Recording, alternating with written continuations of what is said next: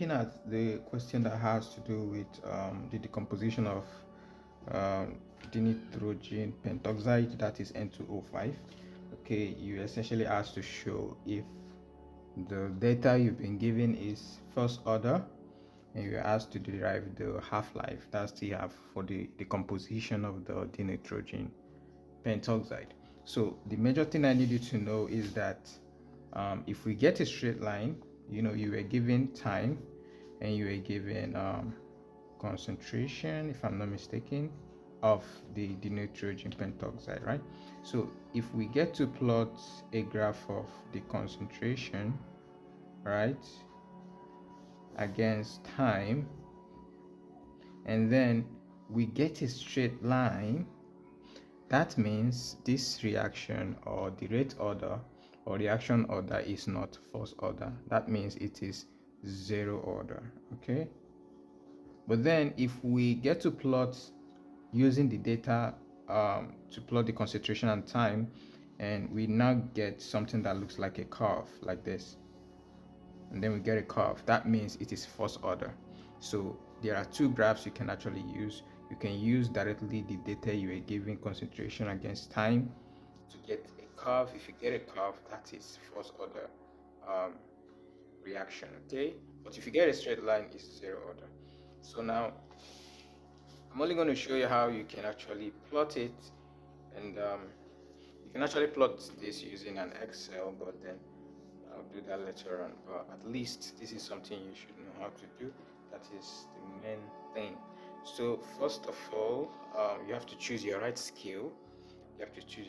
So I'm just going to make use of my pencil as a ruler today. So I'm just going to draw a line. I think I could use my pen anyways, but you don't have to use a pen, right? So let me just use a pencil just in case there are some mistakes. So let's say I've drawn my line, as you can see here. So let me draw the x-axis. All right, so let's say we have this. All right, I just hope this is very much visible, right? So we have we're trying to plot the concentration and time graph. All right, you can actually plot the natural log of the concentration against time. Okay, once you plot that particular graph, if you plot let's say lane of the concentration, right, against time, you're not actually going to get a curve. All right, you get a straight line. So once you get a straight line, it is first order. If you get a curve without plotting the lane, just by using the data concentration against time, you should get a curve. If you get a curve, it's first order. That's how to show it. If you tend to use the lane natural log and you plot instead of using this and you get a straight line here, it is first order. So that is just the basic thing. So essentially we want to plot to see if we're going to get a curve, all right, to actually tell us, okay, this reaction or this decomposition is actually first order. So now the time, you can check, you can see on the screen there that you're given from 0 to 700. So I can actually choose let's say 2 centimeter from here to here is 2 centimeter. I can choose here from here to here is 100, right? Here's 200. So as you can see, I've just drawn this. So if you look at the data you were given for the concentration, you see that these units or these values are actually very close. But looking at this, we might just choose something convenient. So let's use because we have the minimum value to be 0.061, but let's use something even, in the sense that let's say 1 2 3 4, this is 4 units. This is 1 unit, 2 units, 3 units, 4 units. So let's take 4 units to represent let's say 0.04. So here will be 0.04. All right, like that. So the next value 1 2 3 4, 4 units again, here will be 0.08, right? So another 4 1 2 3 4, so here will be 0.012, right? So 1 2 3 4, it will be 0.016, right? So let me see, 0.016, right? So the next 4, 1, 2, 3, 4 will give me 0.02. As you can see, and this 0.02 actually is same thing. If you check the highest value in the values we're given, it's 0.02. So you can see I've actually contained the given values if you look at it. So now it's important for you to write the scale. So what scale am I actually using? This is going to be concentration. You should write, indicate here, concentration of N2O5. All right. So this is going to be the time. So you have to indicate time is second per second. So you have to indicate the axis, name the axis, give it a title. Then you can write the scale. If you look very closely on the x-axis, I'm making use of 2 centimeter to present 100 units, right? 2 centimeter. This is 1 centimeter from it. Here is 2 centimeter to represent 100 units on the x-axis. Then on the y-axis, I'm making use of 1, 2, 3, 4 centimeter to represent 0.04 units. Okay, so that means each tiny box is going to be what? So how do you do that? So it's pretty easy. This is each of these boxes 5, 10, 15, 20. So if I want to find the value for each of these tiny boxes, all I'm going to do is say 0.04 divided by 20. So if you do that correctly, I think you should be having 0.002. That means each tiny box is 0.0002, like that. So you see. So with that, bearing that in mind, we can now plot the graph. As easy as that. So if you look closely, when the time was at 0, we had 0.02 concentration. So at time 0, all right. So at time 0, we have 0.02. So let me see if I could use a pen. So 0.02 is here, right? So I had 0.02, right? So at time 100, I had 0.0169. Then you might ask yourself, how are you going to do that? Pretty easy though. It's pretty easy. So now we want to look for 0.0169, right? So now if you look closely, this is 0.016, and we've come to realize that each tiny box is 0.002, right? So how do I get 0.0169 since here is 0.016? That means I have to add up, right? So now let me assume that from here, this is 1, the first tiny box, 2, 1, 2, 3, 4. Let me try if this position could actually give me. So if you don't want to keep adding, you could just multiply 4 by 0.0002. So when I multiply that, I got 0.0008. Okay, 0.008. That means 1, 2, 3, 4 is 0.008. So I have to add it to 0.016. So when I added it, I'm getting 0.0168. So that means this position is 0.0168 and we needed 0.0169. So we can actually take this value, okay? We can actually take this value. So this is going to be our 0.0169, which is actually 0.0168. Just some little bit of error that you can actually encounter when plotting the graph. So at this position we had 100. The time is 100. So I scroll up, just go up. Then this is the position I'm taking, right? So this is my position. So I'm just going to circle it for easy identification, right? So our third value is at 200 and we needed 0.0142. This is 200, right? 0.0142, this is 0.012, right? So where do you think we can get 0.0142, right? So let's look at this. This is 0.012, right? Definitely half of this is going to be 0.014 because here is 0.016, right? So this is going to be 0.014. The next value, you're going to add 0.014 plus 0.0002 because each box is 0.0002. So once you've added this, you should be having here exactly should give you like 0.0142. Okay, so let's take here actually 0.014 to be the value. Okay, so and this value is at 200. as you can check from your table, is at 200, so it's going to be here. So when I looked, so this is going to serve as my 0.014. All right, so that is that. So next I'm going to look for the next value, which is at 300. What do we have there? 0.012, and we already have it on the scale, you see. So I have 300. I'll look up again, 0.012. I think this scale is quite perfect for this graph.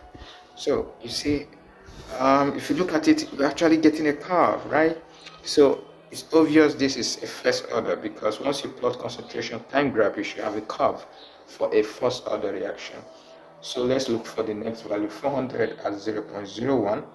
This is 400 times 0.01. So where could this be lying? Let's look for it. Let's look for 0.01. I think I made a little mistake here. Sorry, please, guys. Sorry, so sorry. I think this was supposed to be 0.004. Please, that was the unit I wanted using, not actually 0.04. Okay, so that's where we're getting some mistakes. So I made a mistake here. This is 0.004. You see, I was trying to write the same thing again. So this is 0.008. all right, so this is 0.008. okay, then this is 0.012, right, then this is 0.016, like that. So now we're looking for what value is that? At 400, what value do we have there? 0.01. 0.01 is above. So where do you think we can find our 0.01? This is 0.012, right? So since we've got 0.012 here, probably 0.01 could be around this area. So let's try. So from this point to this point is how many blocks? 5, 10, 15. And we know for a fact that each tiny box is 0.0002. So once I multiply 15 by 0.0002, I get 0.003. So what I'm going to do is I'm going to add it to this value here to check what this value could give me. Maybe it could give me, 0.01, right? So let me add 0.003 plus 0.008. I think I got 0.011. So that means this point is 0.011. So we can actually take this point because we are looking at 0.01. So we've gotten 0.011. That is okay. So this is going to serve as my 0.01. All right. So this point now is for what? It's for 400, right? So I look for 400. 400 is around this corner. So, but then just bear in mind, these are just the small errors that we can actually encounter. It doesn't necessarily mean that all our points should align, but it should be a curve for a first order. So what is the 3, 4, 5? What is the sixth value there? We have 0.086. 0.086. If we look at this, we have 0.008, right? And we know for sure that each tiny box is 0.002. So each here is 0.02, 0.04, 0.06, right? So that means here is 0.006, right? So if I should add 0.0006 plus 0.008, that should be giving me exactly 0.0086. So I should be taking my 0.0086 here. And this value corresponds to what? 500. So I'll look at 500 over there. So there you are. Yeah, I think we should be having it here, right? So I'm going to mark it. All right, this is our 0.0086. So we look for what other values there. We have 0.0072. 0.0072 is less than this. So let me drop a little. Maybe let me check if it is around here. If we should check around this area. Let me bring it down a bit. Maybe let's try this portion here. So from here, this is 5, 10, 15. I'm trying to check the 16th unit. So if I multiply 16 by each tiny box, that's 0.0002. I should be having what do I have there? 0.0032. So I'm going to add it to 0.004 to know what this value is. And what this value is 0.0072 exact point. 0.0072 exact point. So I have it to correspond to 600. So I'm going to go for 600. So just above this point that is here. So I'm going to mark it, so you can see. So, and then our final value is 0.0061. So where could it be? Let's say this is 4, this is 8, half of this. So we know what half of this could be. So we are looking for 0.006, 0.006. Okay, let's try. Let's see what this value here is going to give us. Okay, from here to here is 10 units, right? So if I multiply 10 units by each tiny box, 0.0002, I get 0.006 from this point.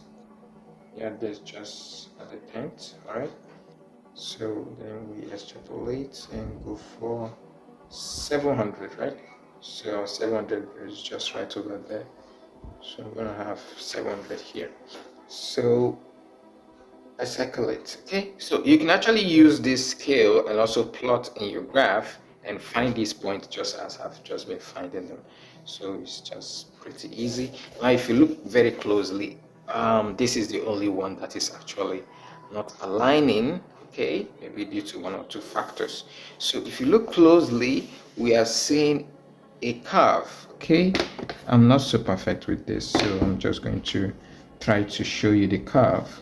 So for the fact that we are getting a curve means that this is first order, because if you plot a concentration time graph, all right, and you get a curve, it means that that reaction is first order. All right, and then if you plot the natural log of the concentration with time, you get a straight line. It also means it's a first order.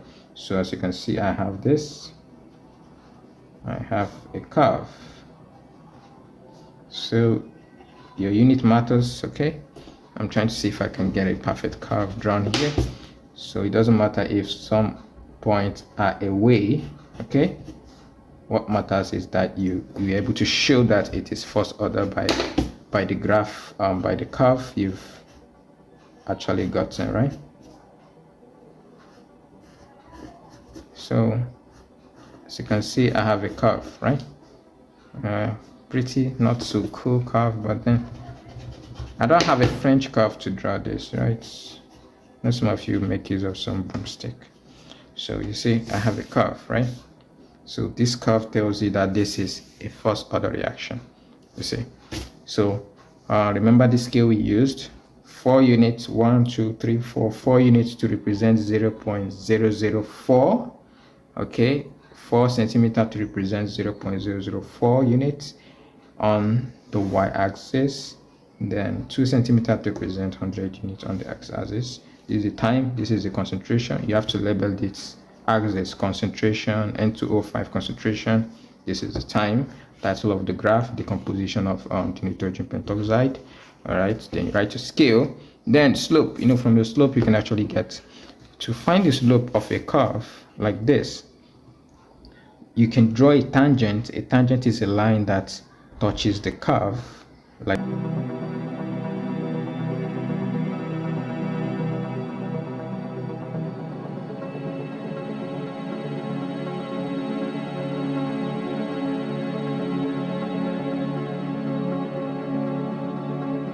that, and moves away.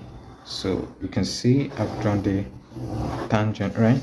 So you cannot choose a point on this tangent that should correspond to your slope.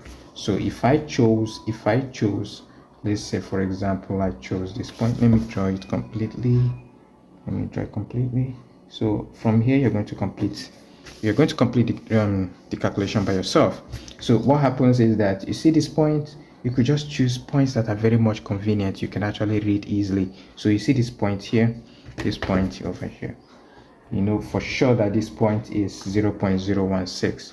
okay, then you might just choose another point. Let's say you want to choose this point, Okay, you want to draw it like this, because essentially I want to draw something like a triangle. Okay, so I want to draw something like a triangle. Let me draw it like this. Okay, so let me just stop here. Okay, just a little above.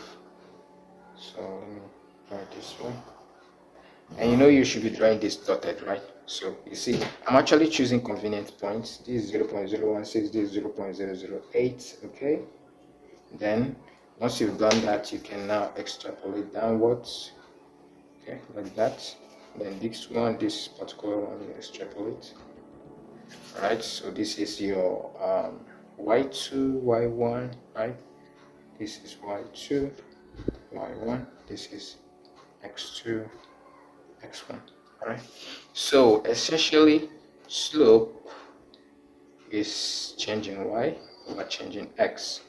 So I have 0.016 minus 0.008 divided by what value is here. This is around 500. Let me just take it at first. 500 minus, this is around 50 minus 50. So whatever this gives me, all right, is my slope, right? Slope. This is my slope. So, but then, you have to know that where is it? Your half-life slope is equals to k. All right, your slope is equals to k. Then you have to use your formula, which says c half is 0.693 over k. All right. So whatever your slope is, once you divide this, you get your half-life, right, in per second. So once you've gotten that, and that is it. So you see, and this is how you can actually do this and calculate. And as you can see, this is actually a first order, in the sense that concentration time graph gives you a slope, a curve like that. So, but with graph, if we are just trying to show this by graphical method to show that this is first order. So we can actually show this by calculation that this is first order, but this is not what this video is all about, and this is not what the question is all about. So this is essentially how you get to calculate to show that the reaction is first order and to find the half-life. All right, so basically just get to know, use the right scale. You can choose to reuse the scale anyways. Okay, this scale is quite convenient. As you can see, we actually got what we wanted, right? So that is all about this particular question.